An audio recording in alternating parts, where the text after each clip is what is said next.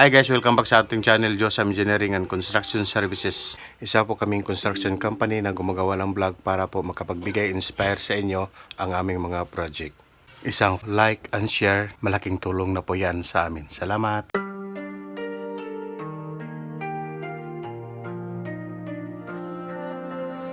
Kaming bahala sa design at build, walang supply, laging fulfill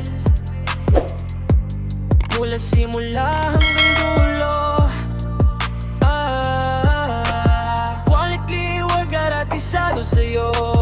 Just some engineering and construction services. Quality sa project yan. Guys, nandito na naman po tayo sa Bahura Cafe dito sa Lagindingan. So malapit na po sa airport ang location nito guys. So every now and then maririnig mo yung mga aeroplano na papalipad, papa-take off. So yung project po natin dito guys ay pickleball court. So kasalukuyan pa po tayong nag-layout, naghukay ng mga sukalo at saka sa kolom. So medyo po mahirap yung paghukay dito guys kasi po yung lupa ay solid. So hindi siya maputik na klase ng lupa. So yung limestone siya guys, yung lupa dito guys. So medyo matigas. Kailangan pa po gamitan ng jackhammer. Nandito rin po si engineer ngayon guys. Nag-supervise po sa mga tao. Kasama rin po si Purman. So ito yung nasa loob guys, yung kinatayuan natin. Dito po itatayo yung pickleball court. So ang gagawin dito, i-elevate siya guys. So medyo nakataas yung flooring level dito. Tanghalian muna kami guys, bago magpatuloy sa aming mga ginagawa. Tapos yung banghouse ay tinatakpan lang po ng trapal. So sa ngayon po, tinaas lang po nila yung trapal dahil po mainit daw yung temperature, yung hangin di makakapasok. Ano ba ang kilaw na?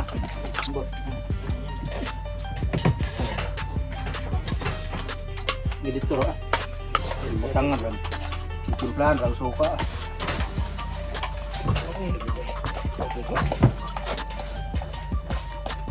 Ani ang kilaw.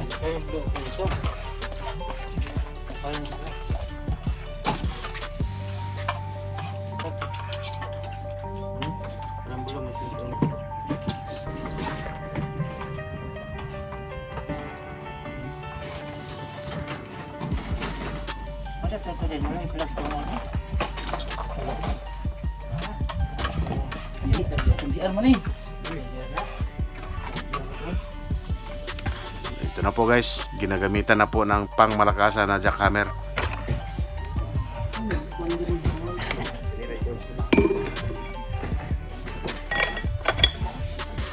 Bago pa rin ang magamit sukado. Bago pa kayo. Sino pa kayo?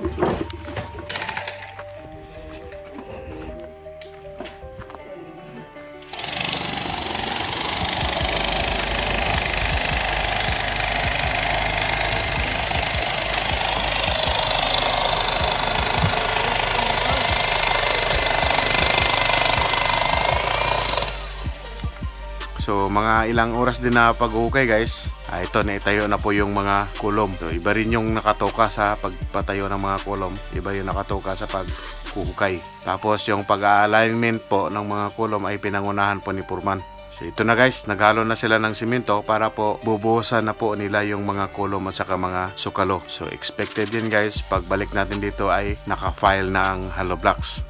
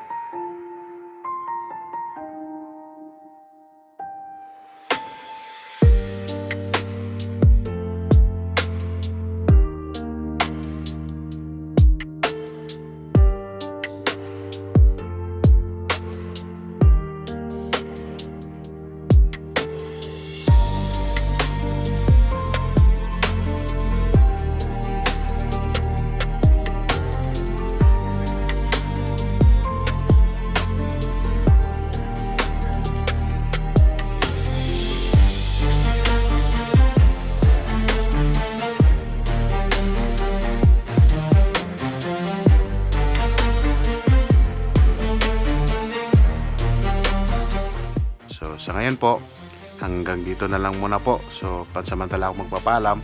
Bye bye na po.